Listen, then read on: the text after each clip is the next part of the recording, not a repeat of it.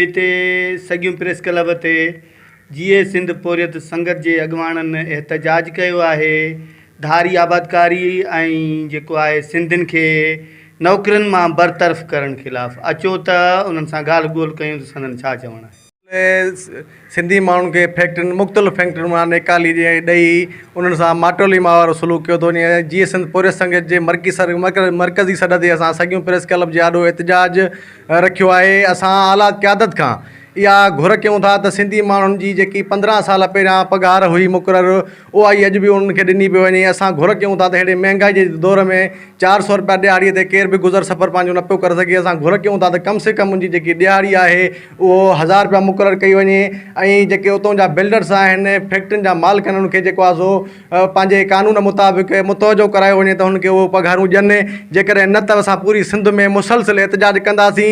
ऐं जेकी धारी आबादकारी आहे उते कराची में जेके फैक्ट्रियूं आहिनि या उतां मुख़्तलिफ़ कंपनियुनि में धारी आबादकारी जे करे उन्हनि खे मुक़ररु कयो पियो वञे। असां चऊं था त हीअ जेके अफ़गानी पठान आहिनि उनखे निकाली ॾेई सिंधी माण्हुनि खे रिलीफ ॾिनो वञे। जहिड़े वॾे शहर में असांजे जेके सिंध जा माण्हू आहिनि उहे पंहिंजे मज़ूरनि जे लाइ वञनि था, उन्हनि सां वॾे में वॾी नाजाइज़ी कई वञे थी।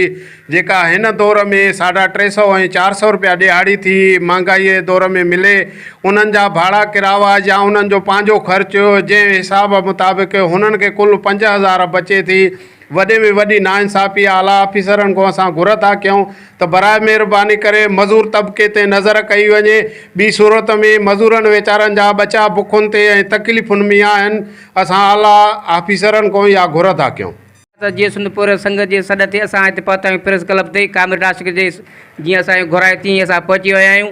ऐं असांजे जेके कंपनी वारा माण्हू जेके बि कराची में कंपनियूं सिंधियुनि सां नाजाइज़ियूं थियूं कनि, ख़ुदा आला ऑफिसरनि खे असां इहो चऊं था त उन्हनि सां इंसाफ़ कोन्हे। जे न ते एहतजाज जो दाइरो वधाए वेंदो ऐं असां रोडनि ते हूंदासीं।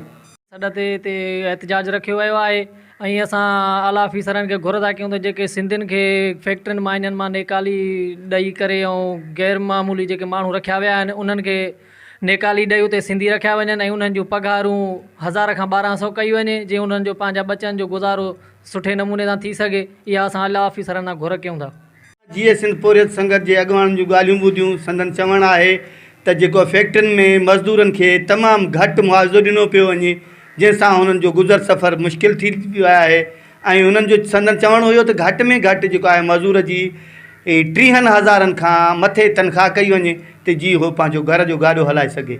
कैमरा टीम सां गॾु अमीर अली लक, आवाज़ TV न्यूज़ सॻियो।